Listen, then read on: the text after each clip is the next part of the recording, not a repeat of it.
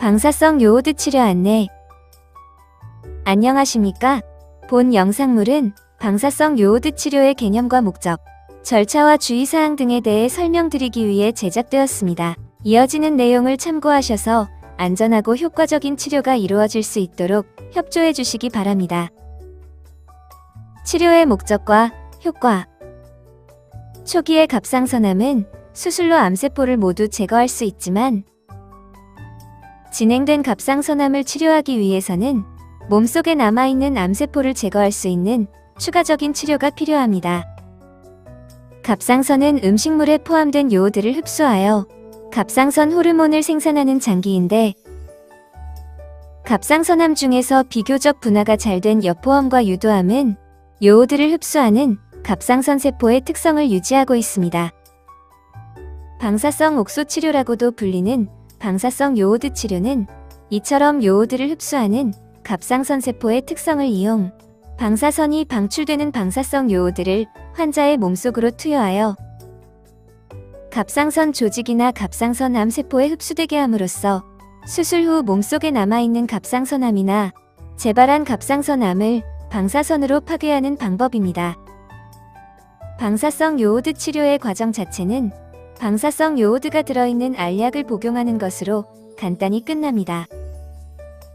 하지만 고용량의 방사성 요오드를 투여하는 경우에는 환자의 몸에서 방출되는 방사선으로부터 본인과 다른 사람들을 보호하기 위해 치료 초기 수일간 별도의 격리된 병실에 입원이 필요하며, 저용량의 방사성 요오드를 투여하는 경우에도 입원은 불필요하지만 퇴원 후 수일간은 각종 주의사항을 준수해야 합니다.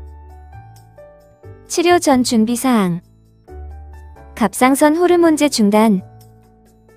갑상선 수술을 받은 후에는 부족해진 갑상선 호르몬을 보충하고 갑상선암의 성장을 억제하기 위해 갑상선 호르몬제를 복용하는데, 방사성 요오드 치료를 위해서는 몸속의 갑상선 조직이 요오드를 잘 흡수할 수 있도록 갑상선 호르몬제 복용을 일시적으로 중단해야 합니다.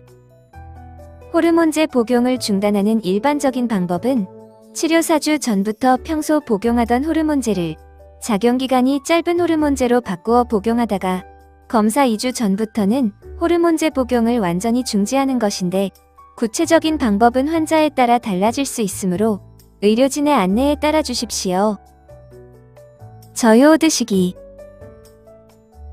치료 전에 요오드가 많이 든 음식을 섭취하면 갑상선암 조직에 축적된 요오드로 인해 방사성 요오드의 흡수율이 낮아지므로 방사성 요오드 치료가 계획된 분들은 치료 2에서 4주 전부터 요오드가 적게 들어간 저요오드 시기를 해야 합니다. 요오드는 우리나라 사람들의 식단에 상당히 많이 포함되어 있으므로 저요오드 시기의 구체적인 방법은 별도의 동영상을 참고해 주십시오. 기타 주의사항. 칼슘제를 포함 당뇨약이나 혈압약 등 치료를 요하는 약은 계속 복용할 수 있습니다. 그러나 비타민제나 종합영양제 등에는 요오드 성분이 포함되어 있는 경우가 많으므로 치료 1개월 전부터 복용을 중단해야 합니다. 요오드 성분이 든 소독약이나 일부 감기약, CT 촬영용 조영제 등도 사용해서는 안 되기 때문에 병원을 방문했을 때에는 본인이 방사성 요오드 치료를 시행받을 예정임을 반드시 말씀하여 주십시오. 그리고 방사성 요오드 치료는 태아에게 나쁜 영향을 미칠 수 있으므로 임신부는 치료를 시행할 수 없으며 수유 중인 분들은 모유 수유를 중단해야 합니다. 내원 시 준비사항. 방사성 요오드는 침이나 대소변을 통해 배설되기 때문에 침샘을 보호하기 위해 침이 많이 나올 수 있도록 껌이나 신사탕 등을 준비하는 것이 좋으며, 본인이 즐겨 드시는 음료수를 가지고 오는 것도 좋습니다. 그리고 방사성 요오드 복용에 앞서 4시간에서 6시간 정도 공복 상태를 유지하는 것이 필요하므로 입원 당일은 금식 상태로 내원하시기 바랍니다. 치료 과정. 약 복용 과정. 먼저 방사선 차단용기의 뚜껑을 열고 캡슐 집게를 꽂은 다음 아래로 눌러 캡슐을 꺼냅니다. 이제 캡슐 집게의 뚜껑을 열고 소량의 물과 함께 알약을 복용합니다. 그리고 약을 복용한 후에는 방사성 요오드에 의한 위험을 줄이기 위해 30분 정도 걷거나 몸을 움직여야 합니다. 약 복용 초기에는 목이 약간 부어오르고 화끈거리는 느낌이 들 수 있으며 전신이 나른하거나 메스꺼움, 구토 등의 증상이 나타날 수 있으나 대부분 저절로 호전되므로 너무 걱정하지 마시고 증상이 심한 경우에는 간호사에게 말씀하여 주십시오. 귀가 후 주의사항. 호르몬제 복용과 시기. 귀가 후부터는 그동안 중단하였던 갑상선 호르몬제를 다시 복용하고 식사도 일반적인 음식으로 드실 수 있습니다. 그러나 치료 후 방사성 요오드 전신 스캔을 시행하는 경우에는 검사가 끝날 때까지 갑상선 호르몬제 중단과 저요오드 시기가 필요할 수 있으므로 의료진의 안내에 따라 주십시오. 귀가 후 생활. 귀가 후 환자의 몸에서 방출되는 방사선은 도달 거리가 매우 짧기 때문에 다른 사람과 같은 공간에 함께 있는 자체는 별다른 위험이 되지 않습니다. 하지만 방사성 요오드가 포함된 환자의 침이나 땀, 대소변 등에 다른 사람의 신체가 직접 닿는 것은 위험할 수 있으므로 귀가 후 5일에서 7일 정도는 다음 사항을 준수하여 주십시오. 체내의 방사성 요오드가 신속히 배설되도록 충분한 수분을 섭취하시고 침샘을 보호하기 위해 껌이나 사탕, 신과일 등을 많이 먹어 침 분비량을 늘립니다. 대소변을 본 후에는 두세 번 물을 내린 다음 비누로 손을 씻고 여러 번 물로 헹굽니다. 목욕이나 샤워를 한 후에는 욕실을 깨끗하게 물로 씻습니다. 다른 사람과의 신체 접촉, 특히 부부관계나 키스, 땀이 묻은 상태에서의 접촉이나 어린이, 임산부와의 신체 접촉을 피하십시오. 식기는 일회용 물품을 사용하거나 본인의 것을 구분하여 사용한 다음 별도로 세척합니다. 취침 시에는 땀이 많이 배출되므로 가급적 별도의 침구를 사용하십시오. 환자의 수건은 가족들과 별도로 사용하시고 환자가 사용한 수건과 속옷, 침구류 등은 일주일이 지난 다음 분리하여 세탁합니다.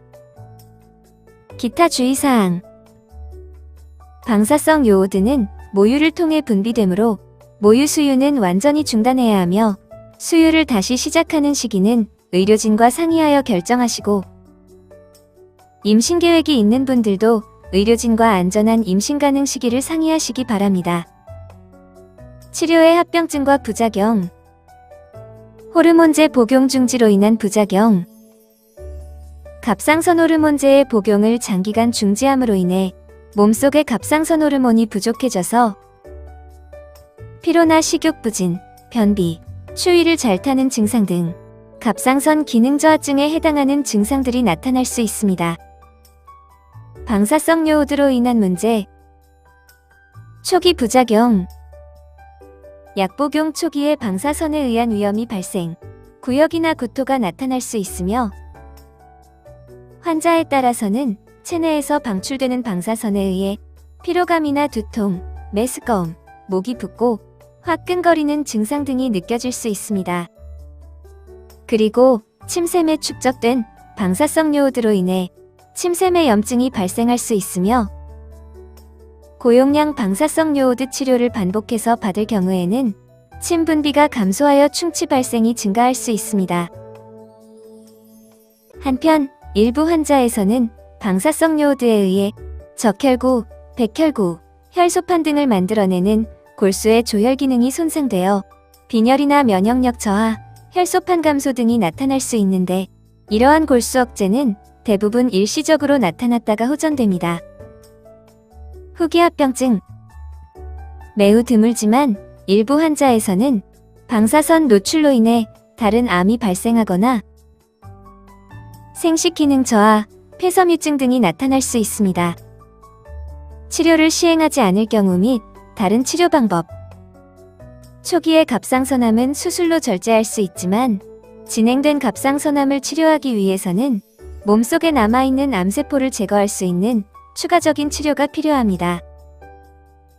방사성 요오드 치료는 몸속에 남아있는 갑상선 조직과 암세포를 선택적으로 파괴하여 전이된 갑상선암을 치료하고 재발을 예방할 수 있으므로 의료진은 환자의 상태와 갑상선암의 진행 정도를 종합적으로 판단하여 적절한 치료 방법을 결정합니다. 지금까지 방사성 요오드 치료의 절차와 주의사항에 대해 말씀드렸습니다. 감사합니다.